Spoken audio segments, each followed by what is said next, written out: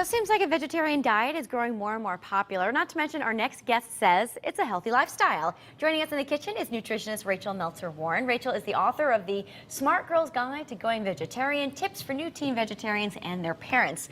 Hello there, Rachel. Nice to have you here. Nice to be here. We talked a little bit about the book in the show open, but it seems like it would be a great resource for young girls who kind of might be experimenting with the eating habits. Exactly. The whole premise is that there is no one way to define vegetarian. You know, there are a lot of different shades of vegetarianism, and I encourage my readers to find the fit that works for them. And why do you think it's gaining so much popularity these days?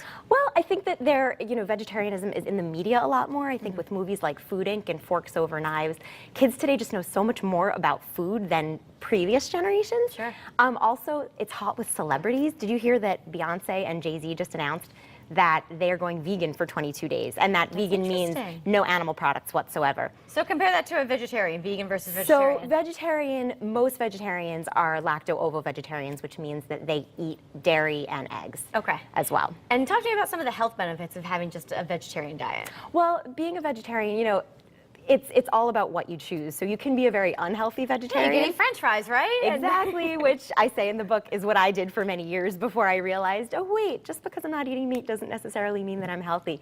But a well-balanced vegetarian diet can help you lower your risk of heart disease. It can make it easier to manage your weight. But like I said, you know, it has to be a well-balanced vegetarian diet. And for you initially, it was about animal rights. It was.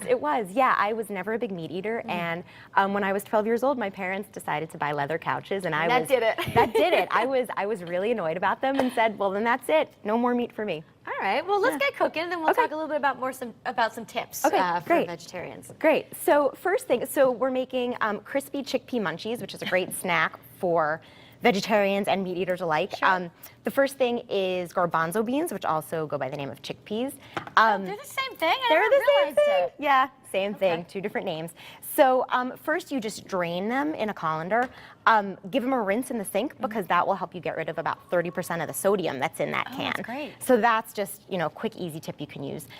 So then you lay them out on a baking sheet like this, and then this really simple but important step I'm going to have you do. Yes. Dry them off with a paper towel. Oh, I can handle this. Yes. So the drier they are, the crispier they'll come out. Okay. So just get them nice and dry. Just give them a good pat. All right. Now you have the oven preheated? Yes, the oven is preheated to 425. Okay. So you want it nice and high. High heat. All right. Okay, I think that looks pretty good. So next, when I have you do that too, it's 2 tablespoons of canola oil. Now tell me why you use canola oil versus olive oil. So canola oil, one reason is that it is it stands up to a high heat. So since we're baking at a pretty high heat today, it's a good oil to choose. Are we just drizzling? Yeah, just drizzle it right on. And also canola oil is a good source of the plant-based omega-3 fatty acids, which for vegetarians who don't eat fish, you know, fish is the main source of those omega-3s. So if you don't eat fish, canola oil is a good way to get that in your diet. All right. All right. That's pretty simple. What's Terrific. next? So next, we add our seasonings. Okay. So one thing I love about this recipe is that it's completely versatile. You can make it sweet, savory, whatever you like. Today we're doing a savory version because that's my favorite. We're using You're the chef today. Exactly. I think you'll like it. We're using a sweet smoked paprika, which you can find at most grocery stores nowadays. So we'll just give it a little sprinkle.